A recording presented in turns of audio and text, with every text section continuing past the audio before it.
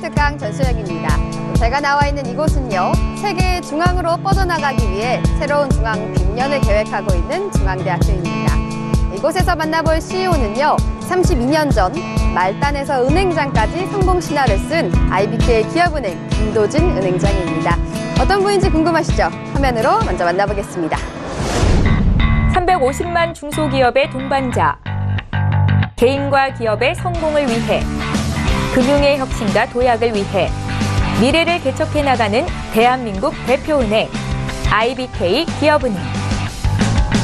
1961년 중소기업 전담 금융회사로 창립된 IBK 기업은행은 1997년 외환위기와 2008년 글로벌 금융위기 등 어려운 대내외 여건 속에서도 현장에서 중소기업을 지원하며 대한민국 금융의 안전판으로서 저력을 발휘해왔다.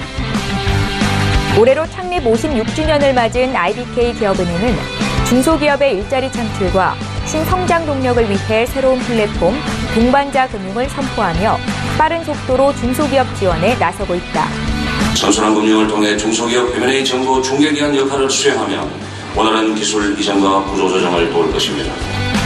또한 중소기업의 발전과 복지를 위해 저소득 중소기업 근로자, 전통시장 상인, 독거노인 등 다양한 분야에서 광범위한 사회공헌 활동을 진행해 오고 있다.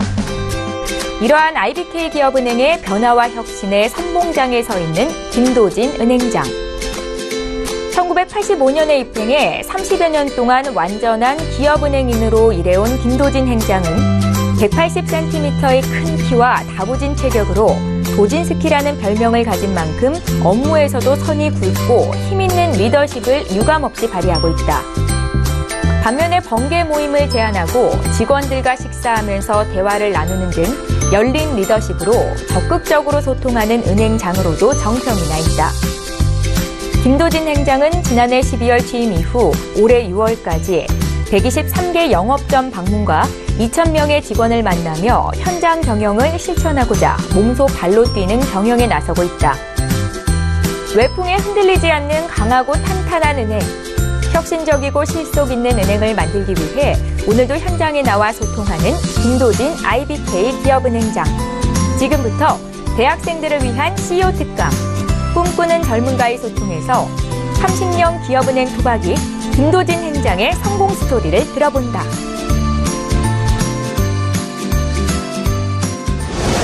기업은행은 중소기업을 지원하기 위해 1961년 8월에 설립된 특수은행으로 더불어서 개인을 위한 다양한 금융 서비스도 지원하고 있습니다.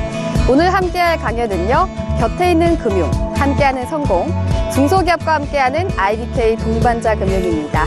지금부터 그럼 그의 경영 철학과 노하우를 들어보도록 하겠습니다. 반갑습니다. 제가 여기서 서울경제에 초청을 받아서 무슨 얘기를 할까? 과연 학생 여러분들한테 제가 어떤 얘기를 들려줘야 좋은 인상을 가지고 또 제가 드리는 말씀에 어떤 꼭지를 여러분들이 또 가져가는 것이 좀 맞을지 저도 많이 또 고민도 되고, 또 사실 저는 이게 교직을 이수하거나 또 누구 앞에 서보거나 이런 적이 잘 없는 그런 관계로 좀 서툴더라도 좀 이렇게 좀 너그러이 잘 봐주시면 또 고맙겠습니다. 저기 먼저 저희들 기업은행 먼저 소개를 하고 동반자금융 또 한국경제 중소기업 그리고 제가 여러분들한테 드리고 싶은 말씀 순서대로 또 얘기를 전개해 나가도록 하겠습니다. 저희 기업은행은 아까 동영상에서도 보셨겠지만은 1961년도에 저희들이 창립을 했습니다. 하고 지금 현재 농협중앙회 NH농협하고는 좀 형제지간입니다. 사실은 농업은행에서 31개의 도해지 점포는 기업은행으로 가고 나머지 지방점포는 농협중앙회로 분리되면서 이렇게 내려왔습니다. 저희들 은행의 총 자산은 지금 한 250조 원 정도 되고요. 대출은 한 180조 원, 예금은 176조 원. 점포는 해외 점포 26개를 포함해서 한 660개 정도 운영을 하고 있습니다. 직원은 한 3,000명 정도가 근무를 하고 있습니다. 저희들의 아까 국책은행이라고 말씀하셨는데요. 우리 정부의 지분이 50.9%, 산업은행이 뭐 8.9% 해서 저 범정부 지분이 거의 한 60% 가까이 되는 그런 정부의 지배를 받고 있는 그런 은행이 되겠습니다.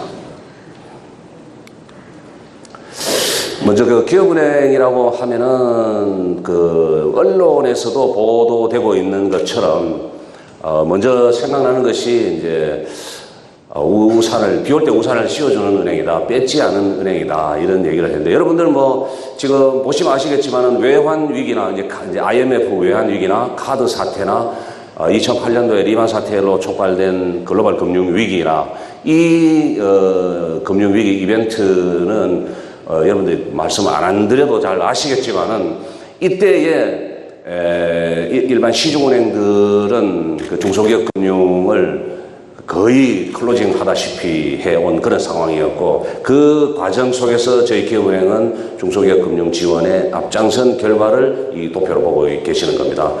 예를 들면 외환위기 시에 전체 은행권 전체가 13조 9천억 원이 중소기업 금융이 감소했음에도 불구하고 저희들은 6천억이 늘었다는 뜻이고요. 쭉 와가지고 글로벌 금융위기 때 2008년 9월부터 2010년 12월까지 은행권 전체의 중소기업 금융이 19조 3천이 늘었는데 저희들이 17조 6천억 원을 담당을 하면서 중소기업 지원에 앞장섰다는 그런 말씀이 되겠습니다. 그리고 기술금융이나 핀테크나 문화 콘텐츠 금융이나 여러분들이 다 아시는 내용들이고, 또 이게 화두가 되고 있는 4차 산업혁명, 인터넷 전문 은행, 또 핀테크 이런 내용들이 되겠습니다. 우리 문화 콘텐츠 금융 관련해서는 여기에 나와 있는 것처럼 이게 은행권 최초로 문화 콘텐츠 금융을 하기 위해서 인력을 뽑고 다시 또 조직을 만들고 이렇게 해 와서 지금은 이 분야에서는 사실 좀 이게 벤치마크를 할 수 있는 그런 수준까지는 와 있는 상황입니다. 그 다음에 이제 요새는 과거처럼 야근을 하고 주말에 일을 하고 그런 경우가 지금 많이 사라지기는 했습니다만은 제가 은행에 들어갔을 때가 1985년이니까 여러분들 태어날 때 그 즈음 아닌가 이렇게 봐요.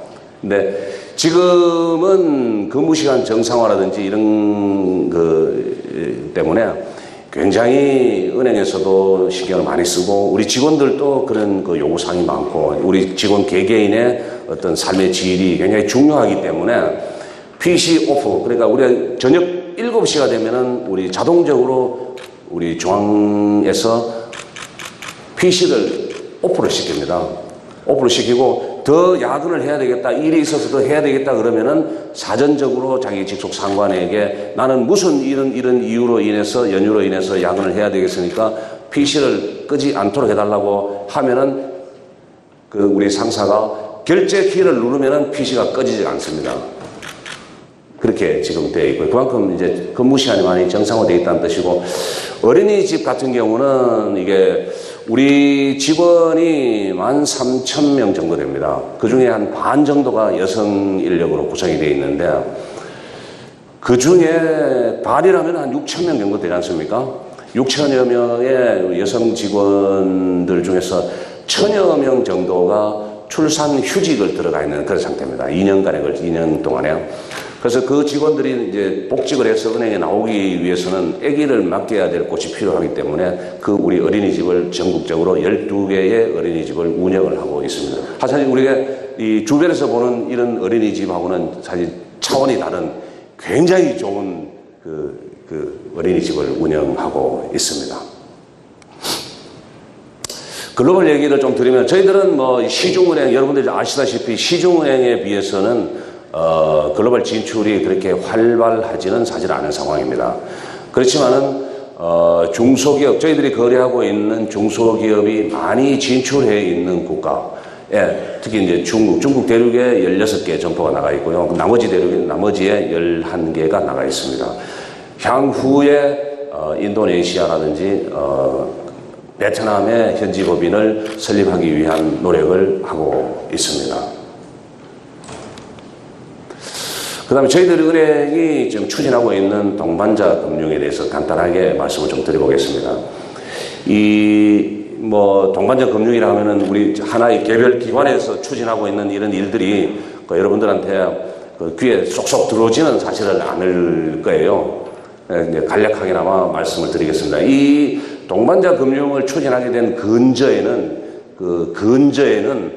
이런 상대방의 입장을 좀 고려하는 역지사지의 어떤 마음이 거기에서 출발하지 않았나 이렇게 생각을 해요. 이거 보면 알다시피 왼쪽 그림은 한 사람은 가려고 한 사람은 서 있으려고, 두 번째 그림은 서로가 발을 맞추어서 가려고 하는 그런 사진인데요.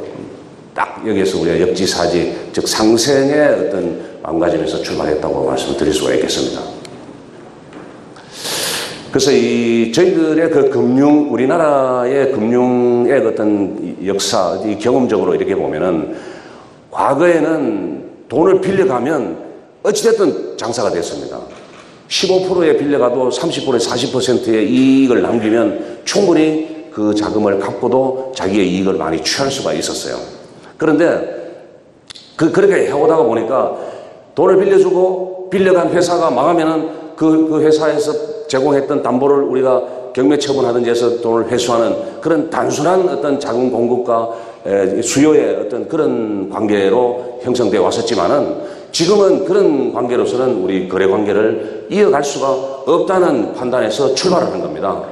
그렇기 때문에 이게 서포터라는 이런 수동적인 이런 것보다도 더 한 걸음 더 나가서 창업을 해서 데스밸리를 거쳐서 건실한 중소기업으로 성장해 나가는 과정 속에서 은행이 돈만 빌려주는 게 아니고, 당신 기업이 필요한 것이 뭐지요? 돈도 필요하고 기술도 필요하고 해외도 필요하고 홍보도 필요하고 이 판로도 필요합니다. 이런 것들을 컨설팅을 통해서 우리가 적극적으로 개입하고 창의적으로 개입하고 능동적으로 개입하자는 취지에서 만들어진 것이 지금의 이 동반자 금융입니다. 그냥 돈 빌려주고 네가 크면은 그만이고 안 크면은 내가 네 돈을 뺏는다는 그런 개념이 아니고, 같이 동반해서 성장하자는 그런 취지에서 이 동반자 금융이 태동하게 됐다고 말씀을 드릴 수가 있겠습니다.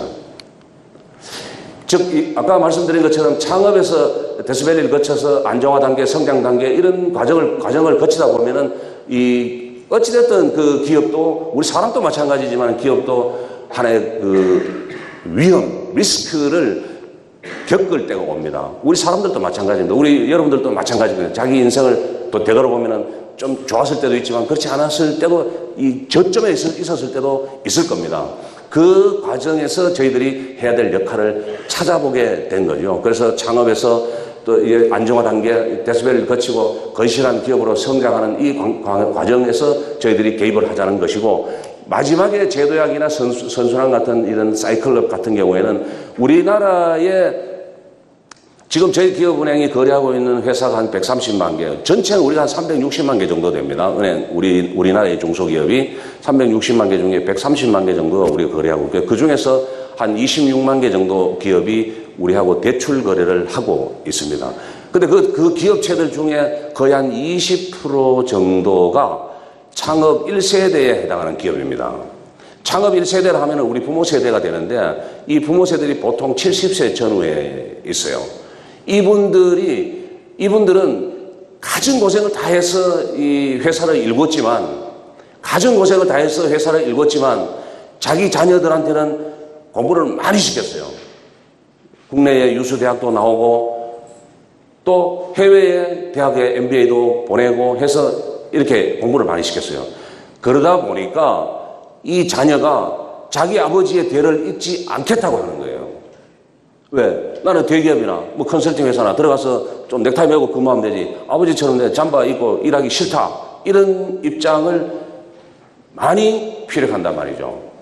또 하나의 문제는, 또 넘겨주려고 그러니까 증여세라든지 이런 것들이 많이, 세율 문제도 있고, 그래서 이런 과정을 우리가 도와주기 위해서, 엑시트를 잘 해주기 위해서, 만약에 이어받지는 않겠다, 물려주고 싶다, 그런데 팔 수는 없다, 그러면 우리가 엑시트 PEF를 만들어서 그 회사를 사고, MBO를 하는 거죠. 그냥 매니지먼트 바이아웃을 해가지고 우리가 경영권을 사고 그 회사 사장한테 일정 기간 동안 회사를 맡기고, 그래서 나중에 그 회사를 매수하고자 하는 좋은 그 사람이 나오면은 그 회사한테 넘기는, 그렇게 도와주는 과정이라고 할 수 있겠습니다. 그 이제 구체적으로 나오면은 이제 성장금융, 제도약금융, 선순환금융이 되는데요. 뭐 간략하게 말씀을 드리면 성장금융은 초기 단계에 창업을 했을 때 우리 기업들한테 맞춤형으로 금융 지원을 해주고 벤처 보육 체계를 그 인큐베이팅을 잘 해주고 기술금융 고도화 체계를 구축하는 것으로 말씀드릴 수가 있겠습니다.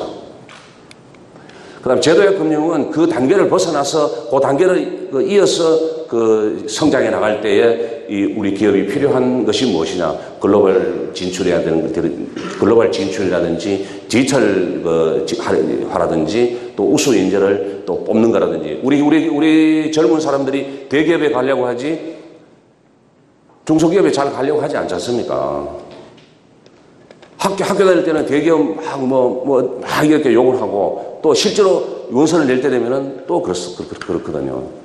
그런 좀 이게 좀 이율배반적인 부분들이 사실 없지 않아 있습니다. 저희 은행에도 보통 200명 정도의 그 선발을 채용 공고를 내면 보통 25,000명이 옵니다. 이게 좋은 현상이 아니거든요. 좋은 현상이 아니거든요. 그래서 중소기업들이 그 우수 인재가 들어오면은 나가지 않도록 이탈을 방지하기 위해서 우리도 또 여러 가지 복지 시설 또 지원해주고 또 어린이집도 지어주고 이런 활동을 해주는 것이라고 할 수 있겠습니다. 선순환금융은 아까 말씀처럼 중소기업의 M&A 시장을 좀 활성화시키고 그 사업을 정리, 내가 그만해야 되겠다, 이어받을 사람이 없다, 그럼 누구한테 팔아야 되지, 어떻게 처분해야 되지, 그때 우리가 엑시트를 지원해주는 그런 그 내용이 되겠습니다.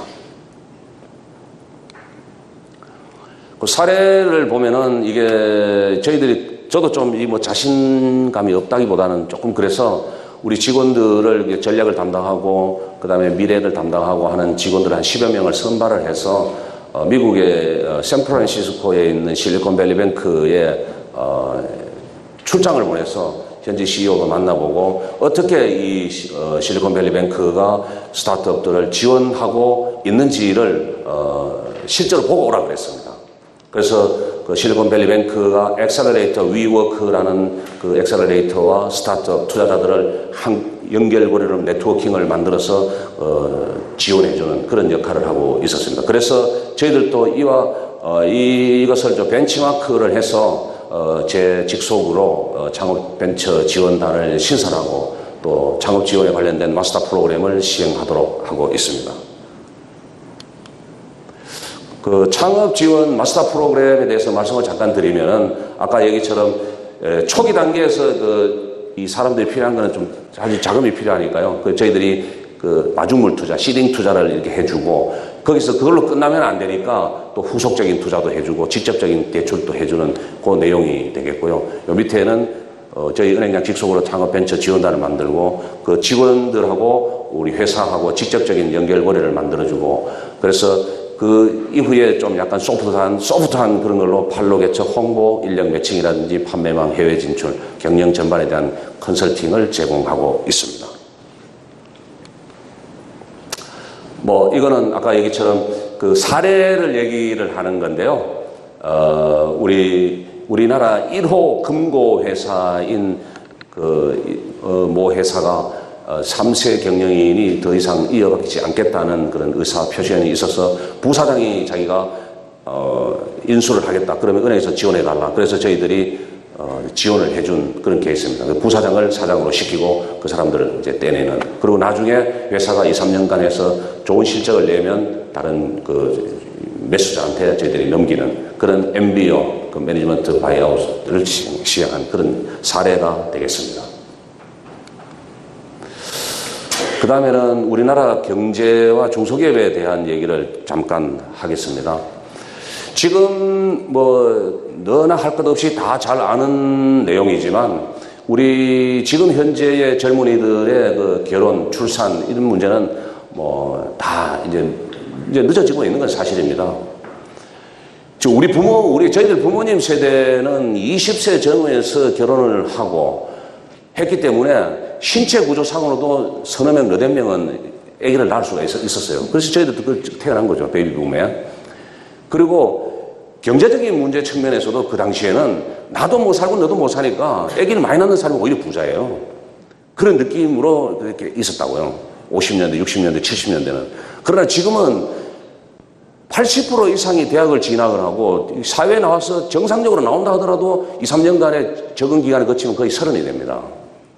30이 되면 신체적으로도 아기를 2-3명 낳을 수도 없어요.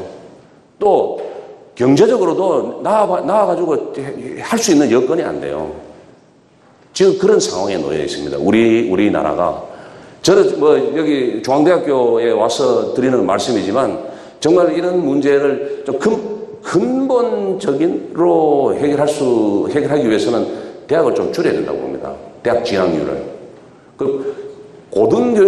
고등교육을 받더라도, 고등교육만 받아도 사회생활 하는데 충분히 전혀 지장이 없게끔 우리 교육제도가 추진이 된다면은 이런 문제는 좀 근본적으로 좀 어느 정도 해결되지 않을까 생각이 듭니다. 지금 노년 인구도 마찬가지고요. 이 노년 인구 많아지는데 여러분들이 직장 생활 해가지고 아버지 부모님 세대를 지금 얼마나 더 모셔야 됩니까? 여러분들이 어른이 됐을 때는 이보다 훨씬 더 할 것이라고 저는 생각을 해요. 그래서 이게 최근 1년간 투자받은 그 스타트업 중에서 상위 100개를 보니까 한국에는 없고, 그 다음에 시가총액 10개 기업을 보면은 미국은 젊어지고 있고 우리는 나이가 들어가고 있고, ICT 업종은 미국은 많이 늘었고 우리는 1개밖에 안 늘었고, 이 1개가 사실 이게 네이버입니다. 네이버.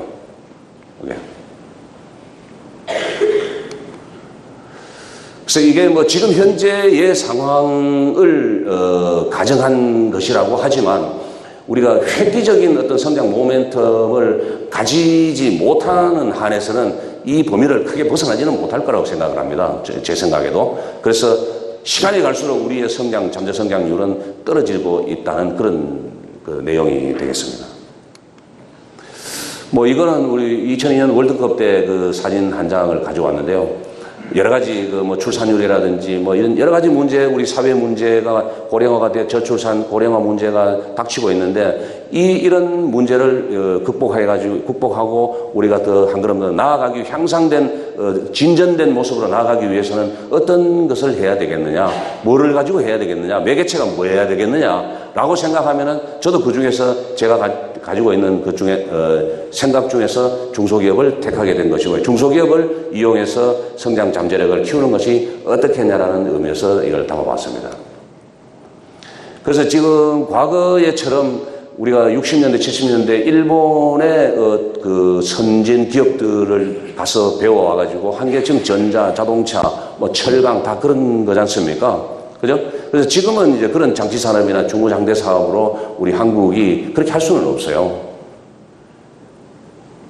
그 필리핀이나 인도네시아나 캄보디아나 중국이나 거기는 400불, 500불 주면은 줘도 일할 사람이 줄 서 있습니다. 우리 기업은행의 호치민 지점에 근무하는 베트남 현지 여성, 엘리트 여성이 한 달에 받는 금액이 800불이에요. 800불. 800불이면은 1년에 10,000불입니다. 1년에 10,000불이면은 베트남의 평균 국민소득이 2,200불이니까 거의 5배 수준이에요. 최상위에 있는 사람들입니다. 그 사람들이. 그런데 우리 대학생들 800불 주면 일합니까? 안 되죠. 그러니까 이런 우리 산업의 구조가, 스트럭처가 바뀌어야 된다는 겁니다.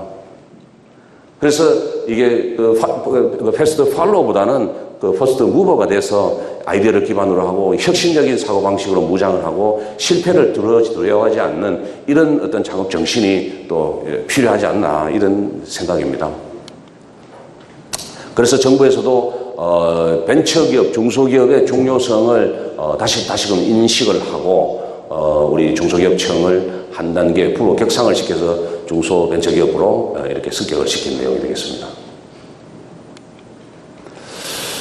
그래서 제가 드리고자 하는 그 요지는 우리 한국 경제의 성장 동력을 어디서 찾아야 되느냐, 또 우리 한국 경제의 버팀목을 어디서 찾아야 되느냐라고 했을 때 중소기업에서 찾아보자는 취지로 준비를 했습니다. 그와 연관해서 저희들도 이제 중소기업에 지원을 해주기 위해서 2009년 2월부터 우리 IBK 잡월드라는 그 취업 포털 사이트를 만들어가지고 중소기업 일자리 지원에 저희들이 좀 지원을 해주고 있는데요. 여기에 지금 우리 오프라인에서는 채용 박람회를 한 전국적으로 50회 정도 열었고요. 기업 회원이 6만 2천 개, 개인 회원이 한 33만 명이 이 사이트에 가입이 되어 있습니다. 그래서 지금 현재 9만 5천 명 정도가 취업을 하고 있는 상태입니다. 그럼 마지막으로 제가 잘나지는 않았지만은 그래도 이제 마지막으로 여러분들한테 한마디 드리고 질문 있으면 제가 아는 범위 내에서 말씀을 드리도록 하겠습니다. 이게 순서가 기술, 로봇, 인공지능, 저성장, 저출산 고령화되어 있지만은 이런 것들은 이게 시대적으로 이렇게 다가오는 것 같아요. 이게 기술, 로봇, 저성장. 문제는 사실은 이게 제일 마지막에 있는 저출산 고령화가 우리 사회에 가장 던지고 있는 문제점이 아닌가 생각이 들고 있고요. 여러분들께서도 이 기술이라든지 빅뱅이라든지 빅데이터라든지 로봇이라든지 AI라든지 저성장이라든지 이런 뉴노멀이라든지 이런 거를 한번 기회에 한번 어떤 책이라도 아니면 간단한 거라도 찾아가지고 한번 이렇게 공부를 해놓으면은 누구하고 그 얘기를 하더라도 이해도를 높일 수가 있고 또 대화도 할 수가 있고 훨씬 좋지 않을까 생각이 들어요. 왜냐하면 이게 추세를 따라가는 거거든요.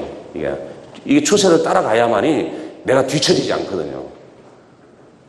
이 내용을 모르면 안 되거든요. 그러니까 이거에 대해서 아주 깊이는 이게 전문가처럼 하지는 않더라도 이런 게 지금 현재 세상이 흘러가고 있구나. 이 세상이 흘러가는 물줄기가 이런 것들이구나. 내가 여기에 좀 어떻게 하면 편승을 하지? 어떻게 하면 내가 여기에 올라탈 수 있지? 어떻게 하면 내가 이것을 활용할 수 있지? 이런 것들을 한번 생각해보는 시간을 가져보면 정말 도움이 많이 되리라고 생각이 듭니다. 그래서 이게 미래 기술이 현실화될 수 있는 가능성이 높은 것이 밑에서부터 웨어러블, 사물 인터넷 쭉쭉쭉 되어 있습니다. 인공지능까지 되어 있는데 이런 것들을 한번 이렇게 네이버에서 찾아보든지 아니면 간단한 책이라도 아니면 개요라도 한번 읽어보든지 한번 해보시면은 정말 도움이 되지 않을까 생각이 들고요. 이게 대체할 수 있는 텔레마케터, 굴착기 운전사, 트럭 운전사, 이제 어느 조금만 있으면은 이제 사람이 운전하는 것이 불법인 시기가 온다고 그러니까요.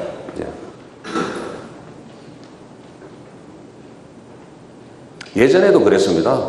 저 때는, 은행에 뱅킹을 할 때 ARS라고 해가지고 텔레마케팅 하는 사람 여직원하고 직접 전화를 해가지고 물어봤어요. 그러다가 이제 텔레뱅킹으로 바뀌고 인터넷 뱅킹으로 바뀌고 지금 모바일로 왔는데 지금 여러분들은 그 전에 인터넷이라는 걸 모르기 때문에 뱅킹이라고 하면 모바일로 다 아실 거예요. 여러분들은. 똑같습니다. 초등학생이나 중학생들한테 물어보면 이 카메라가 뭐지? 그냥 카메라예요. 근데 저한테 물어보면은 이게 디지털 카메라인지 필름 카메라인지 이렇게 좀 한번 생각하고 얘기를 할 겁니다. 똑같습니다. 저도 인터넷 뱅킹을 거치고 모바일로 넘어왔지만 여러분들은 지금 모바일인데 한 20년, 30년 뒤에 모바일보다 획기적인 어떤 뱅킹 시스템이 나오면은 그거를 또 받아들이기가 여러분들은 힘들 거예요. 왜? 지금 모바일에 경도되어 있기 때문에, 함몰되어 있기 때문에. 그러니까 지금 현재 흘러가는 흐름을 이해를 하고 또 알려고 노력하는 그런 자세가 필요하지 않나 이런 생각이 듭니다. 그래서 앞으로는 이게 수명이 지금 저희들이 100세에 지금 육박하고 있기 때문에 어느 한 직장에 다닌다는 개념보다는 자기한테 맞는 직업을 선택하는 것이 좋을 것이고 또 창업에 대한 DNA도 좀 키우고 또 여러 번에 아까 말씀드린 것처럼 생애 전환기에 대해서도 좀 전하고 나만이 할 수 있는 일의 영역을 좀 찾는 것도 좋지 않을까 생각이 듭니다. 그래서 이게 애플의 CEO 팀 쿡도 다음 세대에 태어나는 아이들은 돈이 무엇인지 모르게 될 것이고, 빌 게이츠는 우리에게 필요한 것은 뱅킹이지 은행이 아니다. 그러고 지금 현재 저희들은 그래도 경제가 확장 국면에 있을 때 은행에 들어왔기 때문에 점포도 많이 만들고 승진도 빨리 되고 뭐 그렇게 했습니다. 그러나 지금은 점포도 이렇게 확장적으로 늘릴 수도 없고 경쟁 강도는 더 세지고 여러분들이 들어와도 정말 승진하기 하늘의 별 따기일 거예요. 쉽지 않습니다.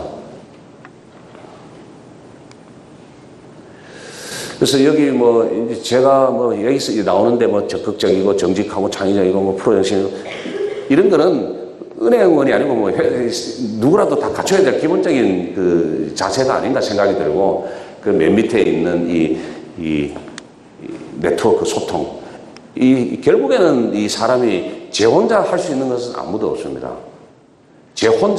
본인이 혼자 일을 할 수 있는 것은 아무도 없어요. 내하고 두 사람, 내하고 세 사람, 아니면 네 사람, 다섯 사람, 네트워킹을 이루어서 이 일을 하게 되면 훨씬 효율적이고 생산적이고 로스를 줄일 수가 있고 리스크를 피할 수가 있습니다.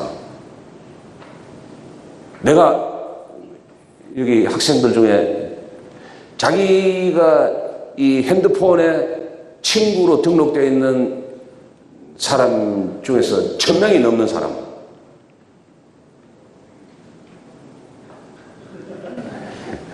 그죠? 그거를 좀 확장해 보려는, 저는 좀 뭐 미안합니다만 한 5,500명 정도는 되더라고요. 물론 이제 제가 나이가 많으니까 이제 그렇긴 한데 여러분들도 내 혼자 다 해서 이 세상을 이끌어 나갈 수는 사실은 없습니다. 모두 내가 상대방의 그 도움을 받아야 되고 또 나도 상대방한테 도움을 줘야 되고 그런 과정 속에서 이게 한 단계 한 단계 레벨업 되는 게 아닌가 이런 생각이 드는 그런 겁니다. 이것은 뭐 제 이름을 치면은 카톡에 치면은 이 내용이 나옵니다. 사실은 잘 모르지만 이것도 저도 어릴 때 여러분들보다 그렇지만은 은행에 처음 들어왔을 때 어느 그 옛날에 돌아가신 그 성공회대 이성복 교수님께서 하신 말씀이었는데 최근담에 나오는 얘기입니다. 그런데 이거 지키기는 사실 어려워요. 남한테는 이렇게 잘 해줘야 되지만 내 스스로는 좀 엄격하게 내 자신을 다스려야 된다는 그런 말인데 쉽게 어떻게 되겠습니까 이게?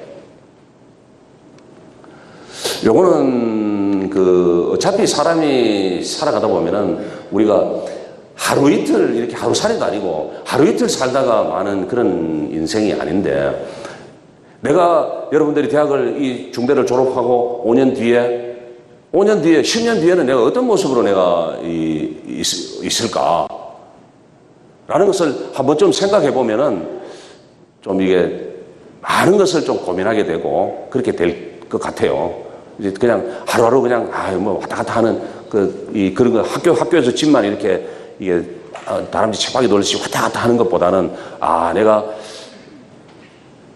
이번 주에는 내가 이걸 하고 다음 달에는 이걸 하고 내년에는 이걸 하고 그러면 지난달에 내가 뭐 했지? 어제는 내가 뭐 했지? 지난주에는 뭐 했지? 이런 것을 한번 정리정돈 머릿속에 해보면은 상당히 좋아요.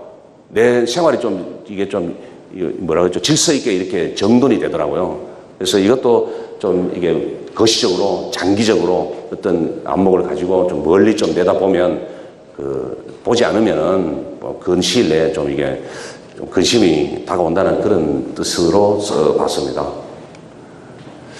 이것은 저도 이제 그 학생들한테 가면 젊은 사람들한테 가면 늘 좀 그런 얘기도 많이 합니다. 이거는 이게 우리 거의 중학교 교재, 고등학교 교재에 나오는 한문 시간에 나오는 얘기예요. 이 앞에 두 줄이 있습니다. 이게 고락시에 있는데 뭐 내용은 딱 그렇습니다. 이게 연못가에 있는 봄풀이 꿈도 아직 깨지 못했는데 자고 일어나니까 그 오동나무 잎이 이미 가을 소리를 내고 있으니까 그 시간이 빠르다는 그 세월이 시간이 그 강물처럼 이렇게 유유히 흐르는 게 아니고 화살처럼 쏜살같이 흘러가기 때문에 시간이 흐르고 나면 그 뒤에는 아무 소용이 없다는 그 앞에 나오는 말이 일총각음 불가금 이런 얘기인데 좀 시간을 아껴 써서 좀 체계적으로 좀 이렇게 사용을 했으면 좋겠다. 그러니까 대학 시절이 여러분들 10년, 20년 있는 거 절대 아닙니다.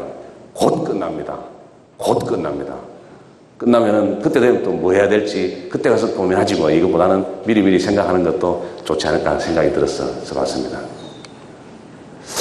이것은 뭐 지금 여러분들한테 뭐 적용되는 얘기는 아닌데 이런 마음가짐을 좀 가지면 어떻겠냐는 생각이 들었어요. 여러분들이 이제 인생을 어느 정도, 인생의 가을이 정도 왔을 때 60쯤이나 70쯤 이제 가을이 왔을 때 한번 돌아보면은 내가 지금까지 해온 그것도 내가 한 말과 행동들이 그렇게 법도에 어긋나지 않았구나. 괜찮구나. 이게 70을 이게 뜻하는 그런 내용인데요. 내가 하고자 하는 바대로 해도 그렇게 이 법도에 지나치지 않는다는 그런 내용인데요. 뭐 찾아보면 다 나오는 얘기들이지만 자기가 가지고 있는 그 중에서도 자기 마음의 경구를 하나 새기고 있으면 좋지 않을까 생각이 들고, 또 지금 뭐 20대에 이렇게 젊은 시절을 보내고 있지만 이 시기도 이내 지나갈 것으로 또 생각이 되고 금방 또 나이가 들고 이렇게 할 겁니다. 그 과정 속에서 하루하루를 때우는 것보다는 이 마음, 내가 해야 될 일을 정리하면서 살아가는 것도 좋지 않을까 생각이 듭니다. 제 말씀은 여기까지 드렸고요. 질문이라든지 뭐 있으면은 잠시 되겠습니까? 네네네. 네. 제가 이제 질의응답 시간을. 네, 감사합니다. 네.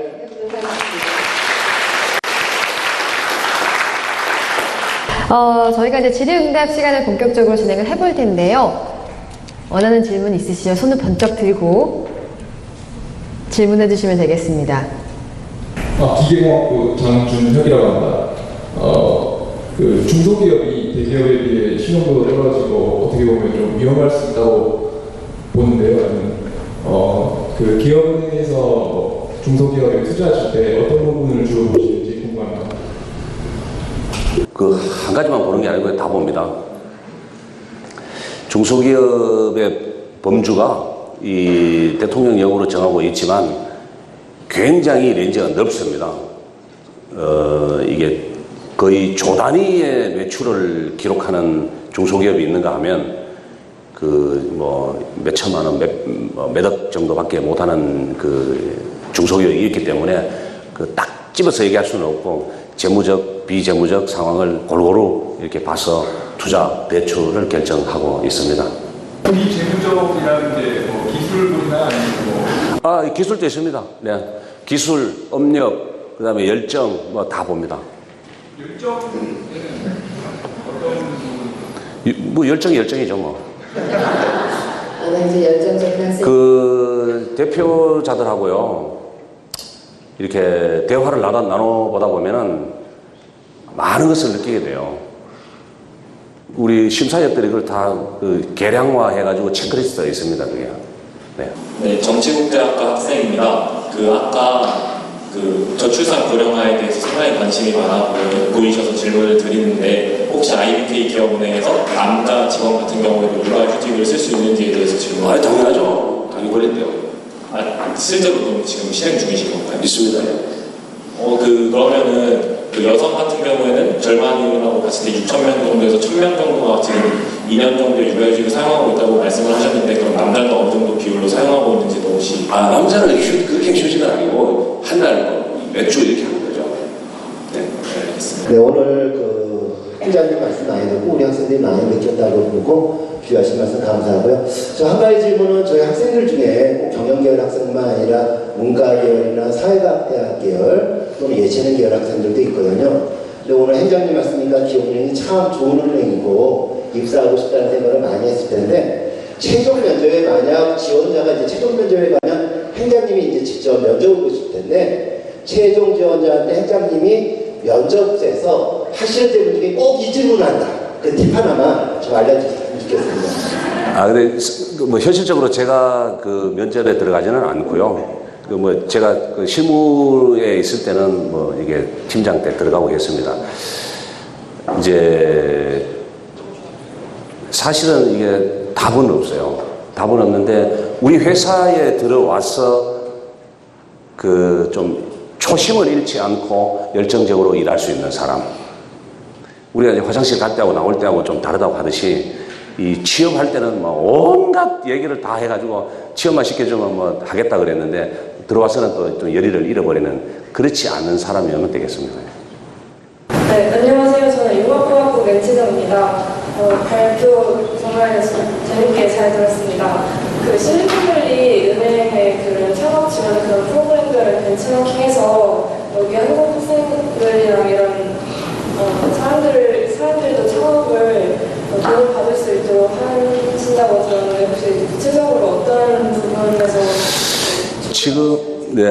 지금 그 정부에서도 그 하고 있는 게 선능력의 그 D캠프라고 우리 스타트업들 지원하는 프로그램이 있고요.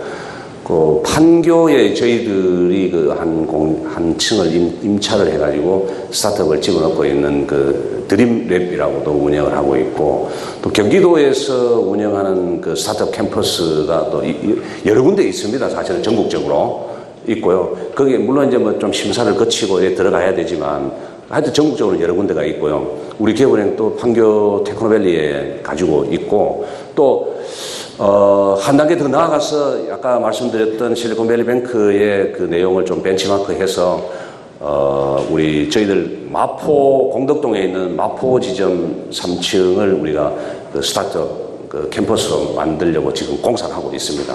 예. 거기도 이제 들어오려는 사람은 좀 많습니다, 사실은. 이번 하반기 취업 시장 때 은행권들이 대다수가 거의 0명으로 몇백 명 정도 그 선발을 했는데, 그렇게 된 배경이 있는지, 그리고 다음 그 내년 상반기에도 그런 식으로 대규모 채용을 계획하고 있는지 궁금해서 질문드리겠습니다. 저희도 뭐 어디 모든 회사도 마찬가지입니다만 은행도 그 인력 운용의 계획이 있습니다. 우리가 2017년도에 퇴직하는 인원, 각 연도별로 정상적인 연령에 도달해서 퇴직하는 사람들의 규모가 있거든요. 그 규모에 플러스 우리가 해야 될 좀 약간 새로운 일, 전문적인 일, 그래서 좀 확장하는 측면에서 한 5%, 10% 좀 더 뽑는 그런 형태가 돼서 금년도에는 250명을 선발하기로 채용 공고를 해가지고 거의 마감을 한 것으로 알고 있고요. 내년도에 그 사람들이 올 하반기에 교육을 받고 내년 1월, 2월에 아마 사령장을 받을 걸로 예상을 하고 있고요. 그렇게 되면 상반기에는 아마 특별한 일 없으면 안 뽑을 수도 있고 하반기에 들어가서 다시 또 채용을 하지 않을까 이렇게 생각하고 있습니다. 예. 네, 감사합니다.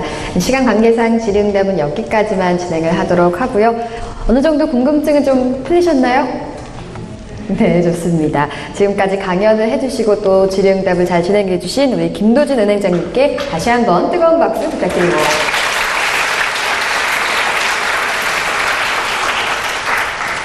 네, 김도진 은행장님과 함께한 대학생들을 위한 CEO 특강 꿈꾸는 젊음과의 소통. 오늘은 여기까지입니다. 다음 시간에도 대한민국 최고의 CEO와 함께 다시 찾아오도록 하겠습니다. 함께 해주셔서 고맙습니다.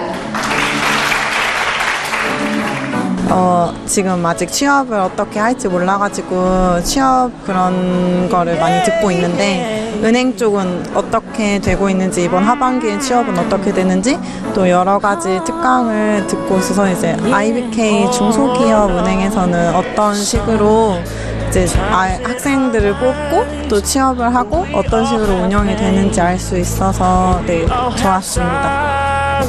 오늘 강의 되게 좋았는데요. 특히 그 인생 선배로서 해주셨던 그 말씀이 가장 기억에 남는데, 그 중에서 대기춘풍 지기만성이라는 그런 말씀을 해주셨는데, 그 말씀에 있어서 특히 그 다른 사람들을 좀 더 부드럽게 대하고 자기 자신에게 엄격하게 대하라는 그 말씀이 저희 이제 꿈을 꾸는 그런 학생들에게 좀 더 마음을 다잡고 깊은 그런 조언이 되었던 것 같습니다. 그래서 특히 저에게 더 좋았던 것 같고, 또 그 IBK 기업은행이 하시는 그런 좀 좋은 그런 일들이 그 IBK에 대해서 좀 더 저희가 깊게 그리고 좋은 시각으로 바라볼 수 있던 그런 좋은 시간이었던 것 같습니다.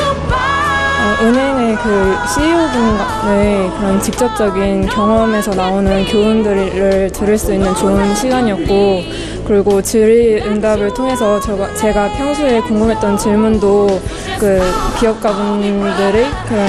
기업가분의 그 솔직한 대답을 들을 수 있었던 좋은 경험이었습니다.